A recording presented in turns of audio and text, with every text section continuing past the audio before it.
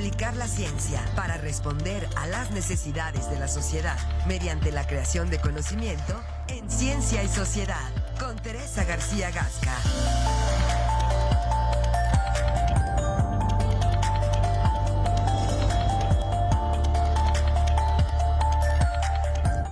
Continuamos en Presencia Universitaria. Le damos la bienvenida en esta mañana a la doctora Teresa García Gasca. Como cada semana está ya con nosotros con temas siempre importantes, relevantes. ¿Cómo está, doctora? Gracias, Alfredo. Muchas gracias. Buenos días, Marco. Muy buenos días. Muchas gracias. Bueno, pues quiero platicar, voy a complementar un poco el tema que comentó hace ratito la licenciada Isabel, con respecto a las mujeres en las Olimpiadas, pero particularmente, y porque este tema ha salido ya de forma desproporcionada a nivel mediático, con respecto a la intersexualidad, que es una condición que no es nueva, es una condición que acompaña a la humanidad desde siempre. Y siempre ha habido situaciones de intersexualidad, digamos, no disfuncional, porque hay diferentes tipos de intersexualidad, dentro de diferentes actividades, incluidos los Juegos Olímpicos. Sin embargo, hoy parece ser todo un revuelo, ¿no? Entonces, pero no solamente un revuelo, sino lleno de descalificaciones. Lleno de discurso de odio, a mí me parece. Lleno de discurso de odio. Lleno de discurso de odio que no hacen más que enrarecer cada vez más el poco avance que se tiene con respecto a la inclusión de otras categorías correspondientes, que no correspondan a esta escala binaria a la que estamos acostumbrados, Pero, ¿no? ¿sabe qué, doctor? Perdón que la interrumpa porque me parece importante el comentario.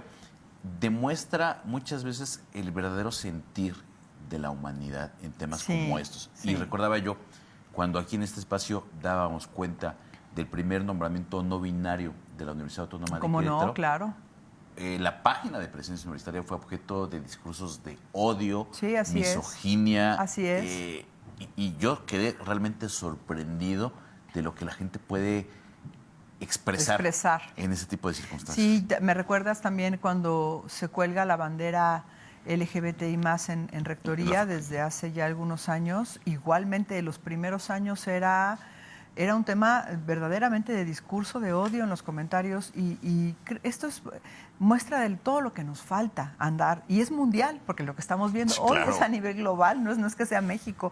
Entonces, quiero platicar un poquito sobre qué es la intersexualidad, que es una condición humana, natural, que no corresponde a los conceptos o al esquema binario al que estamos muy arraigados, pero también decir que estas condiciones de intersexualidad en muchas ocasiones conllevan síndromes y disfunciones, es decir, no siempre son situaciones en donde las personas puedan salir adelante, sino que muchas veces pues tienen situaciones complejas en su salud. Entonces voy a mostrarles algunas imágenes que les preparé para el día de hoy sobre el tema de intersexualidad. Justamente aquí definimos la intersexualidad como aquellas personas que nacen con características sexuales fenotípicas y genotípicas que no corresponden entre sí. Es decir, manifiestan un fenotipo, una apariencia distinta de la que cromosómicamente puedan presentar o también de la que hormonalmente puedan presentar. Es posible que una persona sea fenotípicamente mujer, por ejemplo, y que tenga cromosomas XX que corresponden a mujer, pero que hormonalmente, como en el caso del hiperandrogenismo, no corresponde a su estado, a su estatus biológico de mujer y entonces tiene características masculinas. Eso es un tipo de intersexualidad.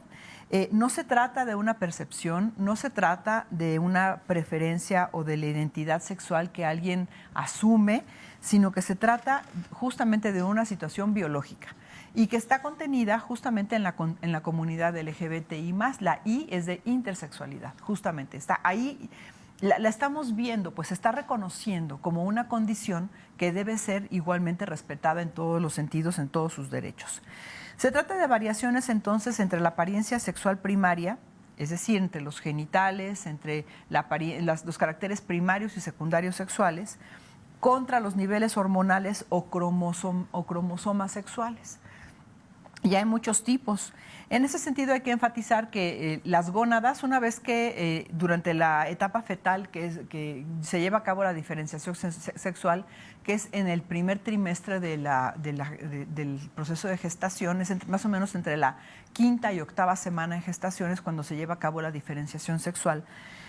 Y las gónadas entonces empiezan a producir las hormonas correspondientes. Sin embargo, cuando un organismo XY, es decir, genéticamente hablando, se concibe como XY, es decir, varón, no produce la suficiente testosterona por alguna anomalía que puede ser la no producción de alguna enzima, algo sucede que no se produce suficiente testosterona durante el desarrollo embrionario, entonces esta persona no puede desarrollar, no se desarrollan los órganos genitales masculinos y entonces quedan como órganos genitales femeninos. Y hay un intermedio, hay un abanico de posibilidades entre una y otra condición. De hecho, en la siguiente imagen les comento que existen más de 40 condiciones en ese sentido. En México, 1 de cada 67 personas, aproximadamente 1.5 millones de personas, tiene una condición de intersexualidad. Y hay muchas personas famosas. Si uno se mete a redes sociales y pones ahí personas intersexuales famosas, te aparece una cantidad de personas que a lo mejor nunca hubiéramos pensado que pudieran tener una condición de intersexualidad, porque comento, muchas veces estas condiciones son imperceptibles y se dan cuenta hasta que llega la pubertad, la adolescencia o la adultez, cuando alguna situación, por ejemplo la infertilidad, ¿no? Cuando alguna situación sucede y entonces es cuando se desenmascara la intersexualidad. Y en otras ocasiones es visible desde el principio, porque hay disfunción desde el principio, entonces varía en todos los sentidos. Su origen es genético, digamos, es de origen, pero también puede ser inducido. Si una madre gestante se expone a una gran cantidad de compuestos de disrupción endocrina durante mucho tiempo, puede generar estos efectos de intersexualidad en el feto.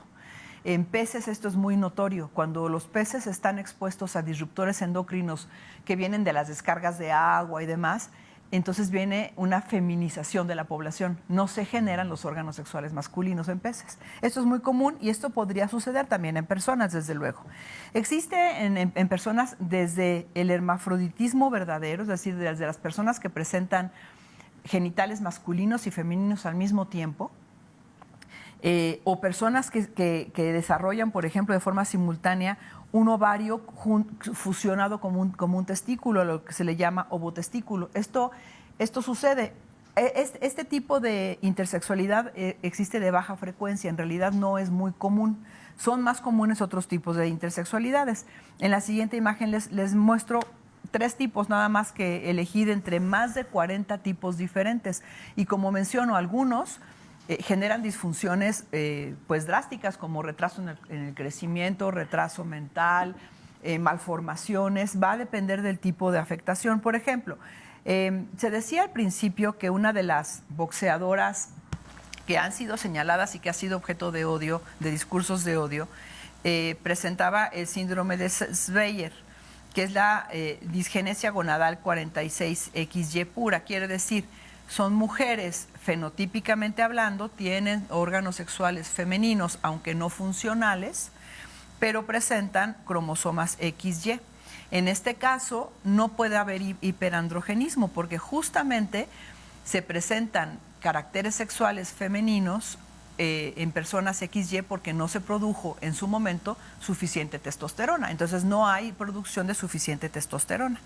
El otro, por ejemplo, el síndrome de Klinefelter, es el síndrome 47XXY, que es muy común en varones, y entonces lo que se presenta justamente son varones con doble cromosoma XX y desde luego presentan infertilidad, no son personas fértiles, por ejemplo, o el síndrome de Turner o el 45X0, es decir, son mujeres que en lugar de tener sus 2 cromosomas XX solamente tienen un cromosoma X y no tienen el otro. La falta del otro cromosoma genera atrofia en los caracteres sexuales primarios o secundarios. Y así podemos nosotros nombrar muchísimos tipos de condiciones de intersexualidad. Y finalmente, pues el hiperandrogenismo, que es el que yo quiero comentar también, en donde son mujeres XX con caracteres sexuales primarios de mujer, genitales de mujer, que muchas veces no desarrollan los caracteres sexuales secundarios, como el crecimiento de las mamas, por ejemplo, justamente porque tienen altísimos niveles de testosterona y entonces tienen caracteres sexuales parecidos a los masculinos, pero son mujeres en realidad. Y esta es una condición muy común, uno pensaría que es rara, pero no, es muy común, tiene una prevalencia del 5 al 10% en las mujeres en edad reproductiva. Una forma de hiperandrogenismo muy común, por ejemplo, es el acné, el exceso de acné. Eso es muy común, no quiere decir que sean mujeres vaya, hay una escala, ¿no? No todas las mujeres presentan los mismos niveles de hiperandrogenismo. Y bueno, pues en competencias deportivas encontré que en competencias deportivas desde el 2013, internacionales y en Juegos Olímpicos, fíjense lo que dice aquí, no se permite la participación dentro de la categoría femenina si una mujer supera los límites permisibles de hormonas androgénicas bajo el fundamento de que dicha condición le puede conferir una ventaja injusta. ¿Qué se considera como un límite de testosterona? Los límites superiores a 10 nanomoles por litro. El promedio de las mujeres presentamos alrededor de 4 nanomoles por litro. Entonces, cuando esto desde el 2013 está, digamos, estipulado, pero yo no veo que realmente, por lo menos lo que estamos viendo hoy en las Olimpiadas, es que haya realmente un lineamiento en ese sentido. Y al contrario, entonces, ¿cómo es que sí le vas a dar oportunidad a las mujeres que presentan hiperandrogenismo de poder competir, ¿no? Es un poco lo que ha estado, digamos, en la discusión durante ya muchos meses, no solamente por las personas trans, sino ahora por las personas intersexuales. ¿Qué va a suceder con las personas que presentan estas condiciones y que tienen el derecho de poder competir libremente en el deporte que les guste y para el cual tengan talento? Entonces, en la última imagen, pues creo que hay que hacer un llamado por la inclusión. Es cierto, las mujeres intersexuales que tienen hiperandrogenismo o alguna condición que implique altos niveles de testosterona, así como las mujeres trans, como en el caso de Lia Thomas, que siendo hombre se convierte en mujer, pero que ella, desde luego, al ser hombre de origen, tiene niveles de testosterona que aun cuando tenga un tratamiento hormonal es difícil porque los niveles de testosterona, ya les expliqué, están trabajando desde que somos embriones. Entonces es difícil de tener eso aun claro. cuando una persona adulta decide cambiar de sexo. Entonces, claro que tienen características físicas muy diferentes a las mujeres porque justamente la testosterona es una de las hormonas principales que induce digamos, el crecimiento del sistema musculoesquelético. Por eso es que los hombres tienen las manos más grandes, los músculos más fuertes, son más altos por los niveles de testosterona. Y entonces es lógico, es natural que una mujer con altos niveles de testosterona pues va a pegar más fuerte. Es natural que va a correr más rápido, va a ser más grande. Eso es natural. Entonces, eso tal vez afecta al promedio de las mujeres que tienen niveles de testosterona normales. Y entonces, ¿qué vamos a hacer o qué se va a hacer a través de las diferentes instancias para garantizar el derecho de las mujeres intersexuales y de las mujeres trans a poder llevar a cabo una vida con todos sus derechos, incluyendo las prácticas deportivas, que es en donde más problemas se ha visto en estos últimos años? Todo un tema. Y me parece que, a ver, en la medida en la que tengamos que erradicar este discurso, será en la misma medida en la que tengamos este tipo de información, doctor. Sí, ¿no? Exacto, sí. Y en la misma medida en la que las autoridades correspondientes se abran y expliquen y den oportunidades, ¿no? Porque si no, justamente lo que se está viendo ahorita es que estas mujeres intersexuales que están participando en box están siendo objeto de discurso de odio, de ataque mediático de todo el mundo sin saber de qué se trata, y ellas se están viendo afectadas, ¿no? Y hay un responsable, pues hay personas responsables en ese sentido. Por supuesto. Entonces, bueno, es todo un tema que creo que tendrá que ser abordado de inmediato y en las próximas Olimpiadas de Los Ángeles 28 deberemos ver al menos avances en ese sentido. Ojalá. Ojalá. Sí. Doctora, como siempre, muchas gracias. Gracias. Nos vemos la próxima semana Sí, con gusto. aquí en este mismo espacio de noticias. Vamos a ir a una pausa y regresamos para enlazarnos en vivo con la conferencia matutina del presidente Andrés Manuel López Obrador.